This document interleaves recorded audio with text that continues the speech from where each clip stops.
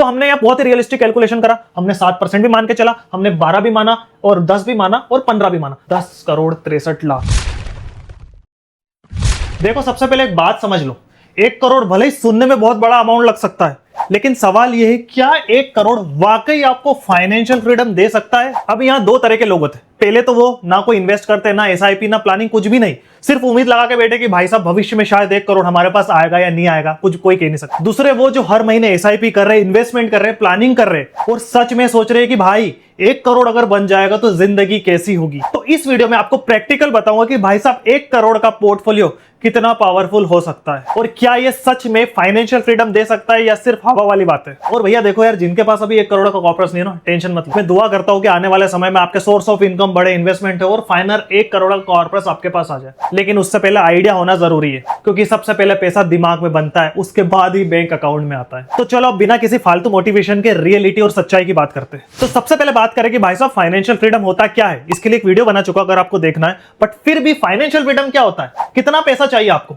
कोई बोलेगा 1 करोड़, कोई बोलेगा 50 लाख। देखो बहुत सारे लोग हैं जिनके लिए 50 लाख भी बहुत ज्यादा है और बहुत सारे ऐसे लोग हैं जिनके लिए 100 करोड़ भी कम है। कहने का मतलब ये है, फाइनेंशियल फ्रीडम की सीधी सी डेफिनेशन है कि कितना पैसा हो कि मुझे भविष्य में काम करने की जरूरत ना हो, मेरे पास कितना फंड हो, कितना पैसा हो कि मुझे अब पैसे के लिए काम नहीं करना। मतलब अगर आपकी शादी हो चुकी है, बच्चे हैं, तो चाइल्ड एजुकेशन, चाइल्ड का मैरिज, एक कार हो, एक बाइक हो, हॉलीडेज की बात करें तो भाई साहब 2 से 3 बार हम साल में घूम ले, हो सकता है 1 या 2 बार विदेश भी हो, वीक में 1 बार हम आउटर कर सके, मतलब फ्रेंड के साथ या फैमिली के साथ हम बाहर जा सकते, साथ में जिम या अच्छी डाइट और उसके साथ साथ healthy food, utilities bill, health insurance, life insurance, shopping बच्चों या अपने लिए क्लॉथ, कपड़े वगैरह करने। तो भाई साहब ये सारी चीज अगर हो अच्छी, तो हम कह सकते हैं कि हमारी life happy and healthy lifestyle है। अब हो सकता है बहुत सारे लोग बोले कि भाई साहब कार तो 2 करोड़ की चाहिए मेरे को, लेकिन बहुत सारे लोग बोले कि भाई साहब 15-20 लाख की भी काफी है। तो डिपेंड करता है इंडिविजुअल। बट कहने का मतलब है, अगर आपके पास कोई लोन ली है, कोई क्रेडिट कार्ड नहीं है, खुद का घर है और इन सब के लिए अच्छी लाइफस्टाइल के लिए क्या 1 करोड़ पर्याप्त है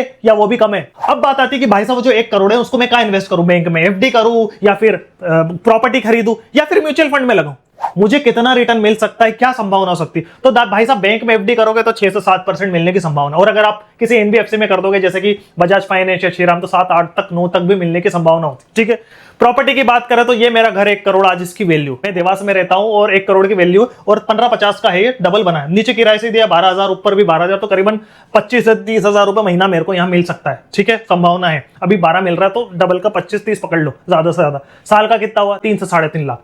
बैंक एफडी कितनी देती है साल का, 7 लाख। रेंट कितना मिल रहा है, 3 लाख। वहां 1 करोड़ लिक्विड है या हार्ड है। समय के साथ हो सकता है दोनों वैल्यू बढ़े, बट फिर भी पॉसिबिलिटी अगर ये है कि 2-3 महीने खाली रह गया तो, बट हमको चाहिए रेगुलर इनकम। एक और ऑप्शन क्या है, वो है म्यूचुअल फंड। म्यूचुअल फंड में एक कैटेगरी होती है जिसको कहते हैं हाइब्रिड फंड। अगर आप सिस्टमेटिक विड्रॉल प्लान कर रहे हो, मतलब महीने का अगर आप कुछ पैसा निकालना चाहते हो, तो सीधी सी बात है वो जो 1 करोड़ का फंड है ना, हमको उसको हाई रिस्क में नहीं लगाना है। ठीक है, अब हम उसको मंथली इनकम चाहिए हमको और हमारे फाइनेंशियल फ्रीडम के गोल पूरे करने, तो हम उसको प्योर इक्विटी में नहीं लगा सकते। इसलिए सबसे अच्छा फंड जो होता है म्यूचुअल फंड में, वो हाइब्रिड होता है, मतलब डेट और इक्विटी मिक्स रहता है। डेट से हमको फिक्स रिटर्न मिलता है, कुशन मिलता है, और इक्विटी से अगर समय अच्छा रहा तो रिटर्न मिलने की संभावना बढ़ जाती है। तो एक थोड़ा सा बैलेंस रहता है। रिटर्न हम क्या एज्यूम करके चले, 7, 10, 12 या 15।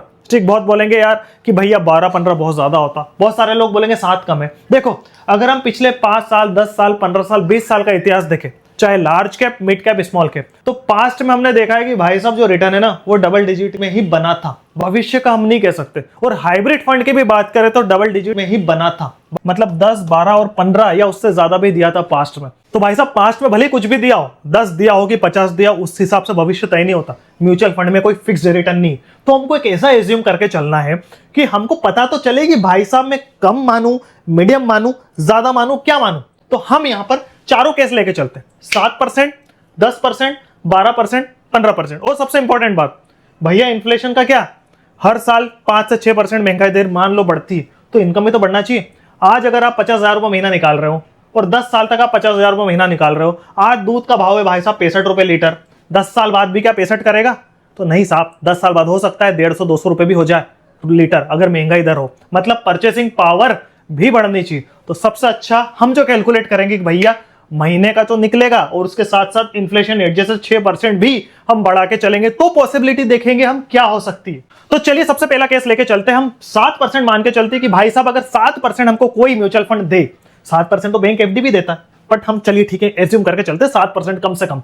तो 7% अगर हम एज्यूम कर रहे हैं तो भाई साहब 1 करोड़ का हमने इन्वेस्ट करा, अब हमको मंथली कितने निकाले, 1 लाख रुपए महीना, 2 लाख रुपए महीना या 5 लाख रुपए महीना, ऐसा नहीं होता साहब। एक रफली कैलकुलेट होता है कि भाई साहब जो भी आपका कॉर्पस है उसका 6% निकालो। तो मतलब हमारा 1 करोड़ का कॉर्पस है और सिस्टमेटिक विड्रॉल प्लान कर रहे हैं, तो उस हिसाब से भाई साहब होता है 6%, मतलब साल का 6 लाख, मतलब 50,000 रुपए महीना। तो 50,000 रुपए महीने से आज के समय में बहुत सारे लोग बोलेंगे भाई साहब कुछ नहीं चलता।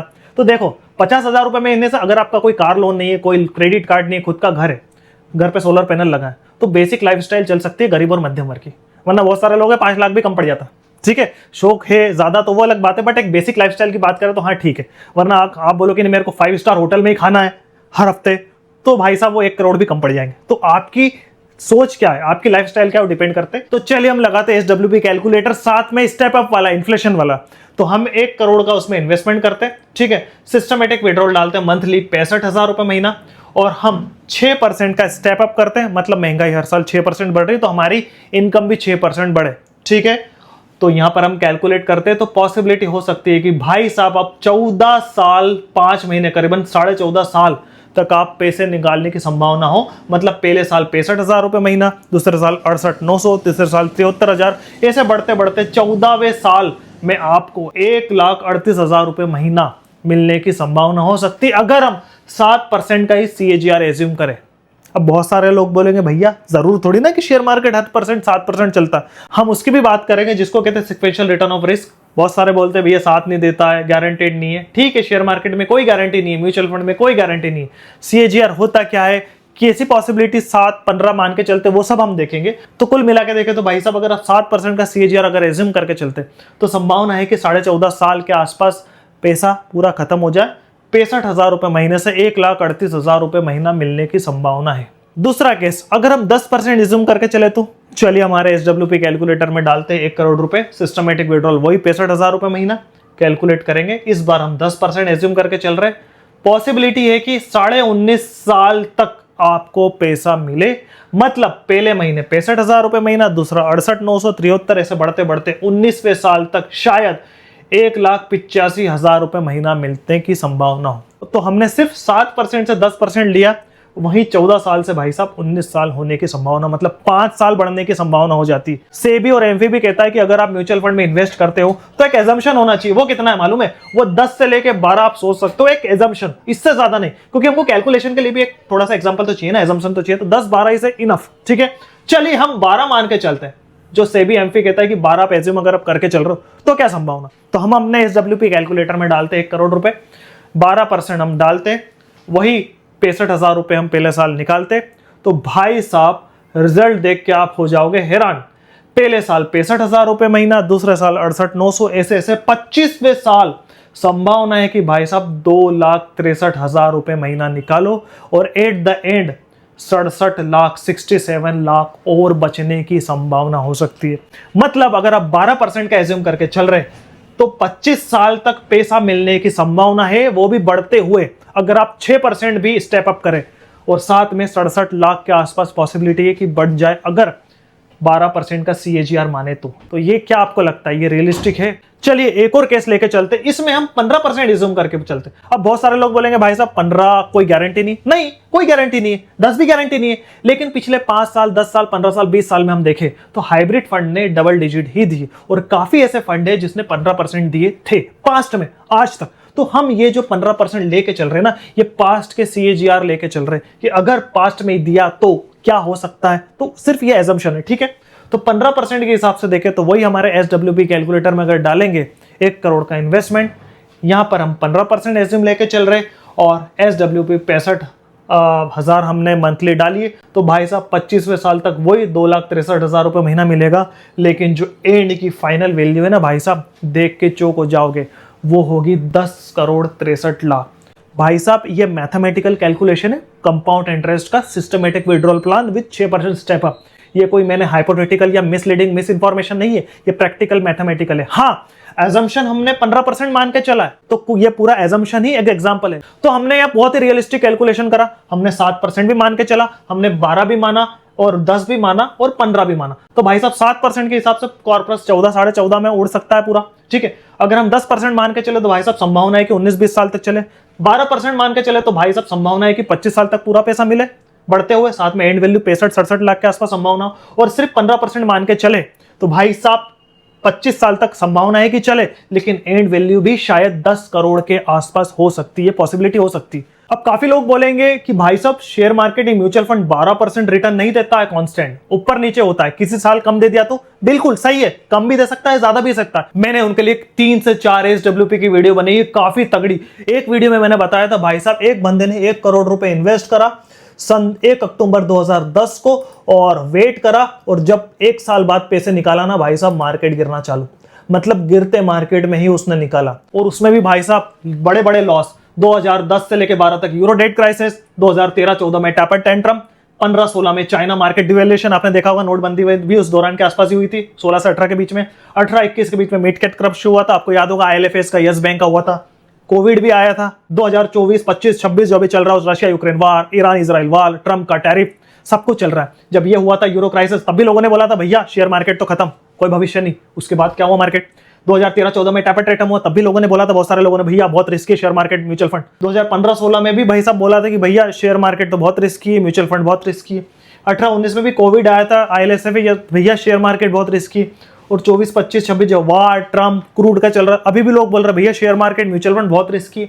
तो भाई साहब हमेशा ही चलता रहेगा मार्केट, हमेशा ना ऊपर जाता है ना नीचे जाता है। आपको एक रियल डाटा बता दो, आप सुन के हैरान हो जाओ। निफ्टी का अगर 25-26 साल का अगर आप डाटा देखो ना भाई साहब, तो 25-26 साल में 6 से 7 बड़ी मंदी आई है और 6 से 7 बड़ी तेजी आई है।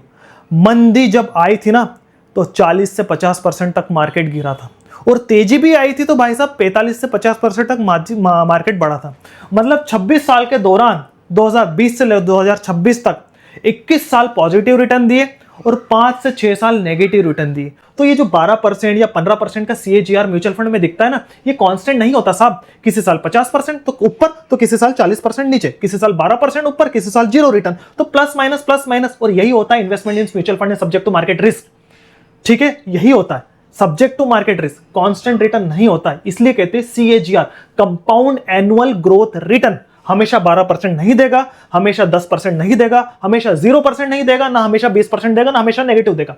फ्लक्चुएट होता रहता है, इसलिए share market mutual fund risk रहता है। इसलिए पिछले 5 साल, 10 साल, 15 साल, 20 साल का जो आप CAGR देखोगे, 25 साल का निफ्टी का, वो है 11.2% CAGR। इस दौरान मार्केट 40% नीचे भी गया और 50% ऊपर भी गया।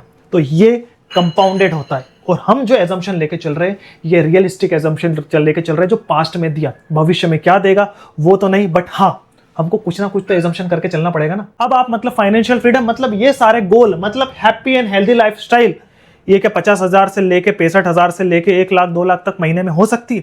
बहुत सारे बोलेंगे नहीं होगा। अब मुझे एक बात करो, मान लो आपने 1 करोड़ का एक हाइब्रिड फंड ले लिया, ठीक है, और उसमें SWP लगा दिया 65,000 रुपए महीना, और 6% का स्टेप अप भी लगा के आपने छोड़ दिया, मान लो। तो आपने आज लगाया, आपके हर महीने एक यहां से पैसा आ रहे, तो आपको क्या लगता है आप 24 घंटे घर पे बैठोगे महीने भर? 25 साल तक कुछ काम नहीं करोगे?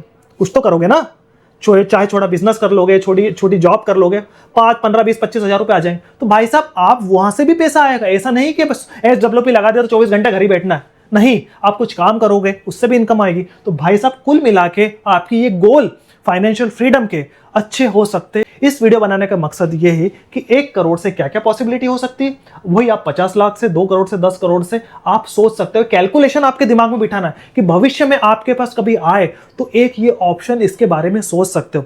ये एक एजुकेशनल वीडियो है, ये कोई आपको बता नहीं रहा हूं कि गारंटेड ही मिलेगा। शेयर मार्केट म्यूचुअल फंड में कोई गारंटी नहीं है, लेकिन आपके पास एक ऑप्शन तो होना चाहिए कि भाई साहब ये भी एक तरीका हो सकता है। करना नहीं करना आपके ऊपर है, बट फिर भी फाइनेंशियल फ्रीडम सबको लेना जरूर है। और मेरी आपसे रिक्वेस्ट है, भविष्य में, फ्यूचर में जब भी हम इन्वेस्ट करें ना, क्या रिटर्न देगा वो हमें नहीं मालूम, लेकिन हमेशा हमें ऑप्टिमिस्टिक रहना चाहिए। गरीब और मध्यम वर्ग से अगर आपको जीवन पलटना है तो सोर्स ऑफ इनकम बढ़ाने पड़ेंगे। अगर आपकी इनकम कम है तो इनकम बढ़ाने की कोशिश करिए, गोल बनाइए, तभी फाइनेंशियल फ्रीडम की संभावना हो सकती है। तो हमेशा पॉजिटिव रहे, ऑप्टिमिस्टिक रहे, और SIP करे या फिर इन्वेस्टमेंट करे, अपने गोल बनाए और ज्यादा से ज्यादा फाइनेंशियल फ्री होने की कोशिश करे। तो मैं आशा करता हूं इस वीडियो में से कुछ भी आपको थोड़ा बहुत आइडिया आया होगा। अगर आपको कुछ भी आइडिया या पॉजिटिव लगा है तो इस वीडियो को लाइक जरूर करें, फीडबैक में कुछ भी लिखे साहब, अच्छा लिखे बुरा लिखे, उससे मुझे पता लगेगा कि मैं क्या बना रहा हूँ। और अगर मुझसे इस वीडियो में कुछ गलती हुई है तो वो भी नीचे कमेंट करिए, ताकि अगली वीडियो और इंप्रूवमेंट के साथ लेके आ सकूं। तो अगर आपको वीडियो अच्छी लगी तो लाइक करें, चैनल को सब्सक्राइब करें। वो लोग जो कि फाइनेंशियल फ्री होना चाहते हैं, गोल कर रहे हैं, उनको शेयर जरूर करें। और इस वीडियो से रिलेटेड कुछ भी आपको प्रॉब्लम है नीचे कमेंट करें। साथ में हमारे व्हाट्सएप ग्रुप, टेलीग्राम ग्रुप को भी ज्वाइन करें। नेक्स्ट वीडियो में जल्दी मिलेंगे, और अगली वीडियो आप किस पे चाहते हैं वो भी कमेंट करिए। तब तक के लिए bye bye, thank you very much.